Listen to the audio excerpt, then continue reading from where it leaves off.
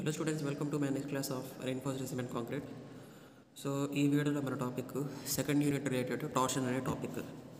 So torsion, what is torsion? Generally torsion is nothing but the property of the material getting twisted actually.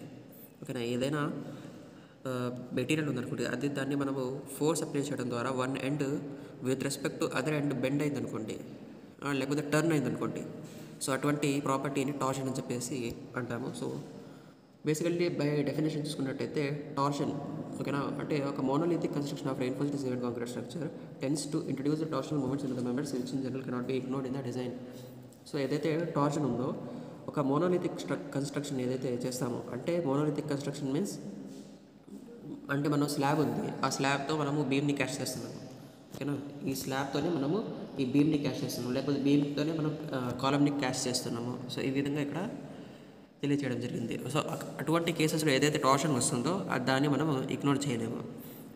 And torsional strength ఏదైతే ఉంటుందో అవి homogeneous సెక్షన్స్లో అయితే ఈజీగా estimate చేయగలిగేవి, but heterogeneous sections ఏవైతే ఉంటాయో వాటిలో మనము ఈజీగా ఫైండ్ అవుట్ చేయలేమన్నమాట, ఏదైతే టార్షనల్ స్ట్రెంగ్త్ కనుక్కోవాలని చెప్పేసి అనుకుంటే. సో మన రెయిన్ఫోర్స్డ్ కాంక్రీట్ అనేది ఎటువంటి type of section? It is heterogeneous type of section. Homogeneous sections మన స్ట్రెంగ్త్ ఆఫ్ మెటీరియల్స్లో అంటే డిస్కస్ చేసుకున్నాము. సో అక్కడ మనకు ఏవైతే బాడీస్ మనము వాటి యొక్క టార్షనల్ స్ట్రెంగ్త్ ఫైండ్ అవుట్ చేసుకున్నామో అవన్నీ హోమోజినస్ బాడీస్ అనమాట. ఇది రెయిన్ఫోర్స్డ్ సిమెంట్ కాంక్రీట్ వచ్చేసి heterogeneous type of body. So అందుకనే మనము ఇక్కడ ఈ ఆర్సీసీలో ఏ విధంగా టార్షనల్ స్ట్రెంగ్త్ ఉంటుంది, అంటే టార్షన్ ఏ విధంగా వేరీ అవుతుందని చెప్పేసి ఆర్సీసీలో కూడా స్టడీ చేస్తాము. So but while compare to homogeneous section, finding that torsional strength in reinforced cement concrete is a difficult task when compared to homogeneous. Okay, more difficult is that the sections are subjected to torsion, subjected to bending, shear also, rather than just pure torsion. Pure torsion కనుక్కోవడం difficult, దానిపైన మళ్ళీ bending and shear అనే two external properties అనేవి వస్తాయన్నమాట. So అప్పుడు ఇంకా అది complicated అయిపోతుంది. Next moving further, pure torsion, మరి ఇది స్ట్రెంగ్త్ ఆఫ్ మెటీరియల్స్ని ఫార్ములా చూసుంటాము. M/I is equal to sigma by Y is equal to E/R. So మేము కాంపిటేటివ్ ఎగ్జామ్స్కి ప్రిపేర్ అయినప్పుడు ఈ ఫార్ములాని ఈ విధంగా గుర్తుపెట్టుకున్నాను. Elizabeth Rani may I follow you అంటే E/R M/I is equal to F/Y. అంటే ఈ ఎఫ్నే కదా మనం LSM మెథడ్లో ఇది WSM మెథడ్లో దాన్ని సిగ్మాగా రిప్రజెంట్ చేస్తారు స్ట్రెస్ని, బట్ LSM మెథడ్లో ఎఫ్గా రిప్రజెంట్ చేస్తారు. So Elizabeth Rani may I follow you, E/R is equal to M/I is equal to F/Y. So ఎలాగైనా మనం ఫార్ములా ఒకటే వచ్చేది, M/I is equal to sigma by Y is equal to E/R. ఓకేనా, bending moment of inertia, stresses, ఓకేనా, centre of gravity, లేకపోతే distance of centre of gravity and Young's modulus, resistance etcetera. So etcetera, those are the variables that will be helpful in finding the bending moment. Torsion సంబంధించి వచ్చేసరికి formula వచ్చేసి τ/R is equal to GT/L is equal to TR/J. ఇక్కడ T means twisting, లేకపోతే torsional resistance, and G అనేది ఇక్కడ modulus of rigidity, ఓకేనా, tau అనేది shear stress, and మిగతా వేరియబుల్స్ ఆల్రెడీ మన వాటితో ఫెమిలియర్గా ఉంటుంది.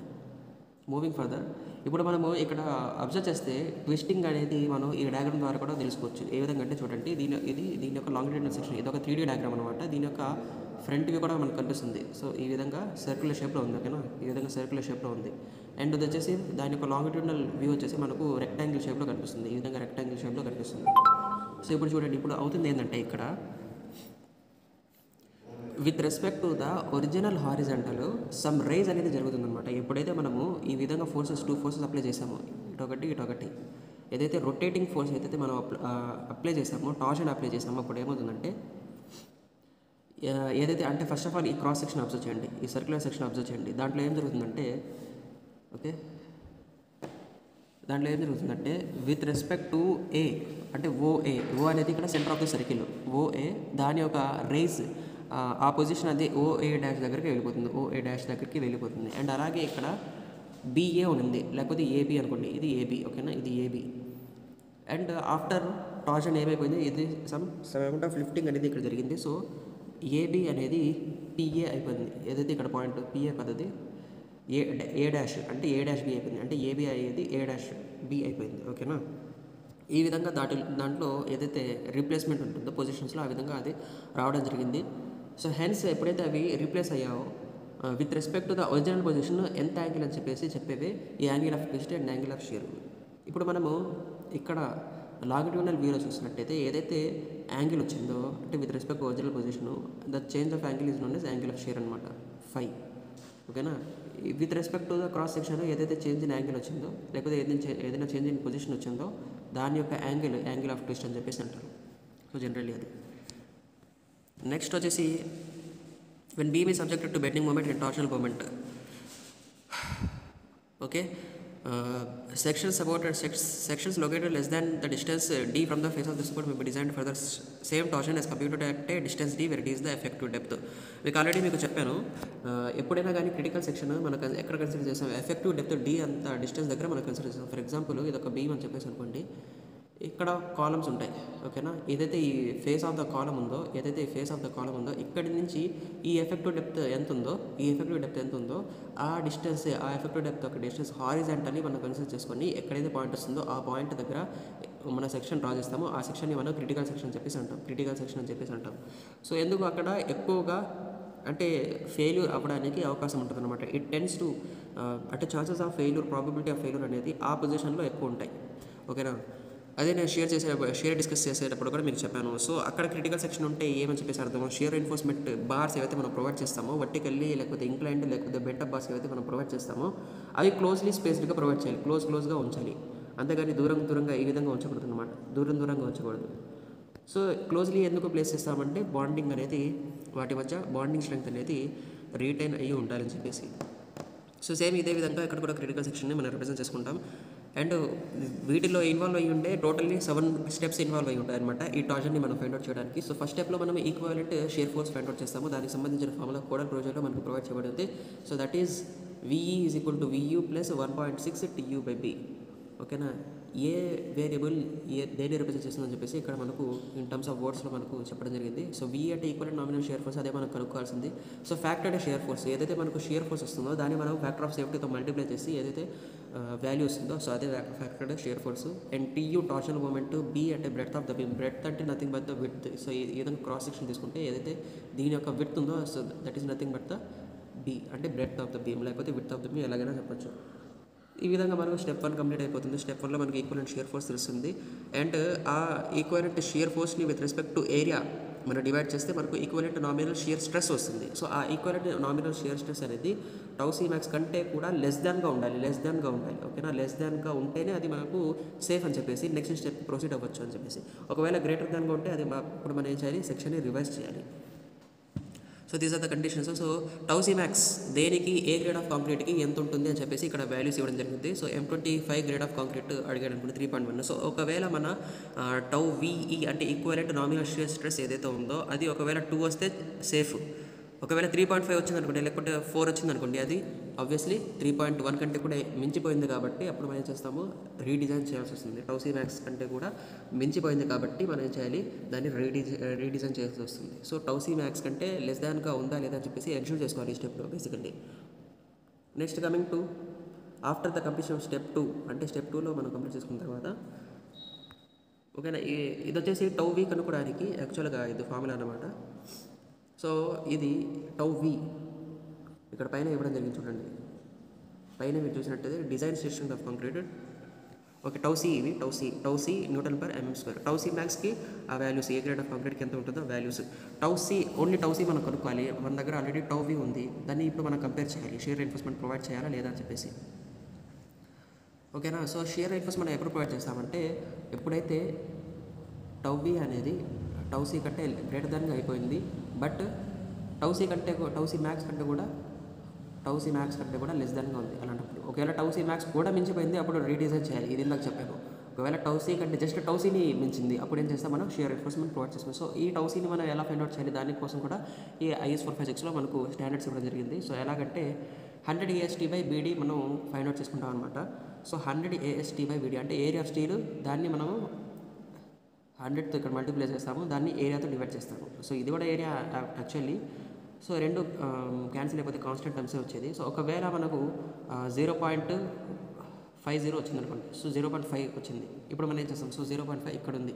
ఏ గ్రేడ్ ఆఫ్ కాంక్రీట్ ఇచ్చారంటే M30 గ్రేడ్ ఆఫ్ కాంక్రీట్ ఇచ్చారని చెప్పేసి మన క్వశ్చన్లో ఉందనుకోండి. So 0.50. So tau C is equal to ఏమైపోతుంది 0.50. సో 0.50 ఈ వాల్యూ దగ్గర మనకు టౌసీ వచ్చేది కూడా 0.50.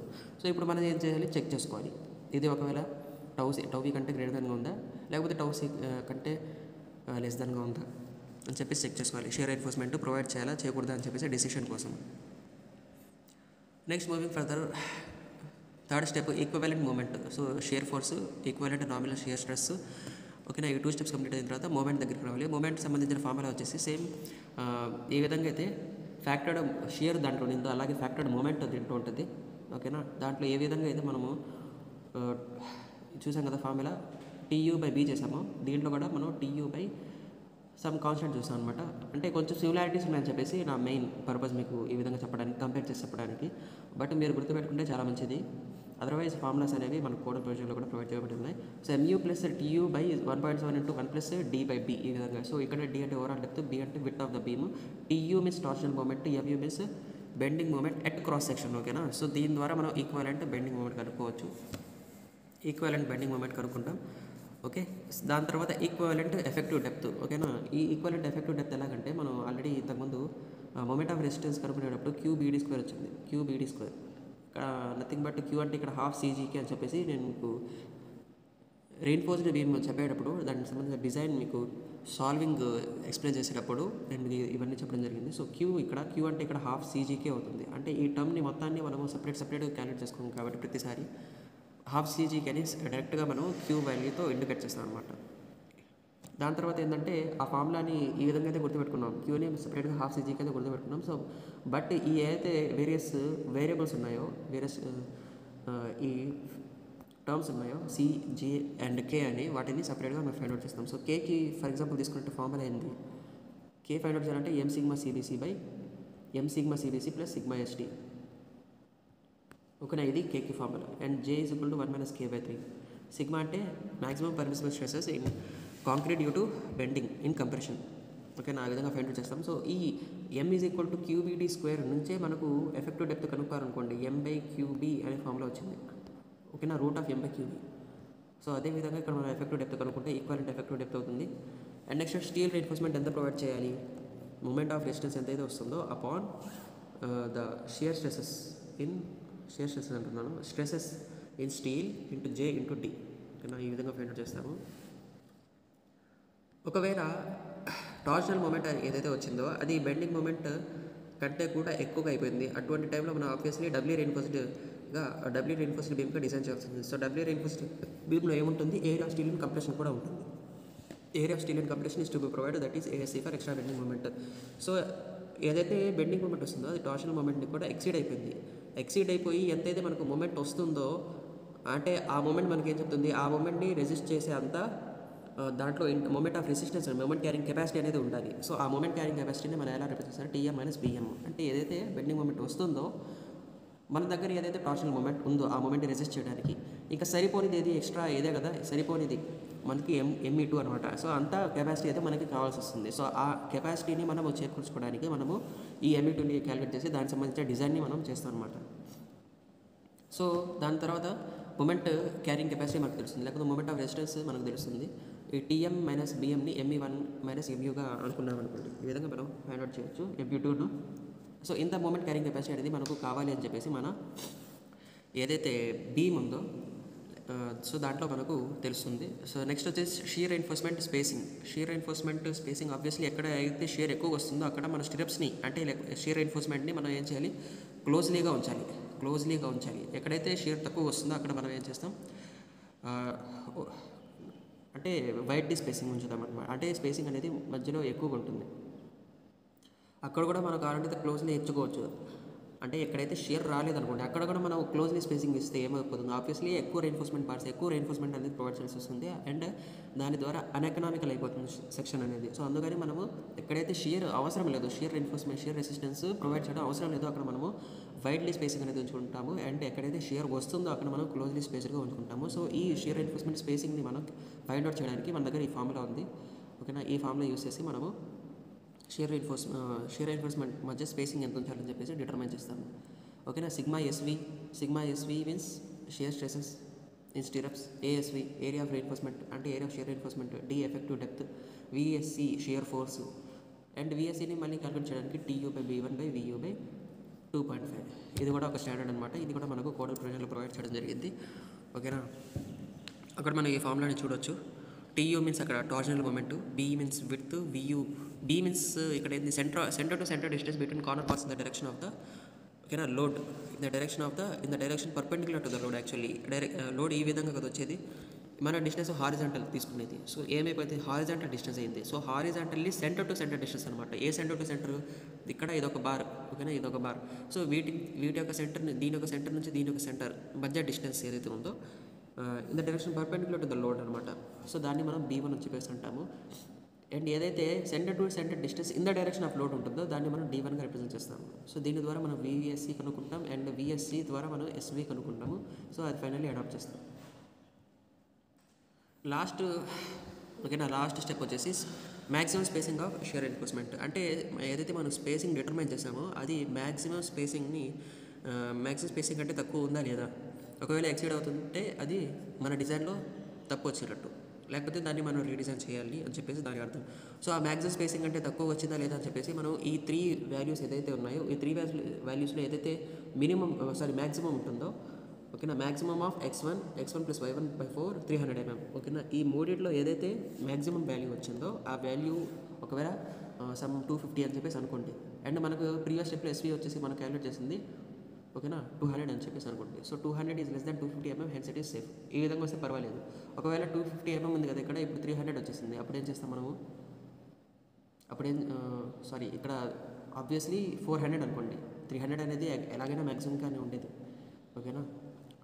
So maximum of these 3 variables అంటే ఆబ్వియస్లీ 300 అనేది ఖచ్చితంగా ఉండేది, అంటే మినిమం 300 వచ్చేది అక్కడ, ఓకేనా. ఈ రెండు ఒకవేళ 300 కంటే తక్కువ ఉంది అనుకోండి, ఈ వాల్యూని కదా అడాప్ట్ చేసేది. సో అంటే 300 ఏమో ఖచ్చితంగా వచ్చేది. సో ఒకవేళ 400 వచ్చింది అనుకోండి, ఏది x1 ప్లస్ y1/4 అనే వాల్యూ 400 వచ్చింది అనుకోండి. సో 400 అడాప్ట్ చేస్తాం. సో దానికంటే తక్కువగా ఇప్పుడు SV ప్రీవియస్ స్టెప్లో 250 వచ్చింది అనుకోండి. సో 250 ఈజ్ లెస్ దాన్ 400 అని చెప్పేసి ఎన్షూర్ చేసుకుంటాం, హెన్స్ ఇట్ ఈస్ సేఫ్ అని చెప్పేసి మనం ఓవరాల్గా కంక్లూడ్ చేస్తాం. అండ్ ఒకవేళ రాలేదనుకోండి, ఏదైనా గ్రేటర్ వాల్యూ వచ్చింది 400 కంటే కూడా, సో అప్పుడు ఏం చేస్తామంటే మనం రీడిజైన్ చేయాల్సి వస్తుంది, ఓకేనా. సో రీక్యాలిక్యులేట్ చేయాల్సి వస్తుంది, మొత్తం మళ్ళీ ఎక్స్ట్రాగా అజ్యూమ్ చేసుకోవాల్సి వస్తుంది. ఏదైతే మనం ప్రీవియస్ స్టెప్స్లో అజ్యూమ్షన్లో ఎక్కడైతే తక్కువ తీసుకున్నామో ఆ వాల్యూస్ని పెంచాల్సి వస్తుంది. So that is the class for today. Hope you understand until now what I have discussed with you, and if you have any doubts you can mail me and contact me. Thank you for watching. Thank you for staying here.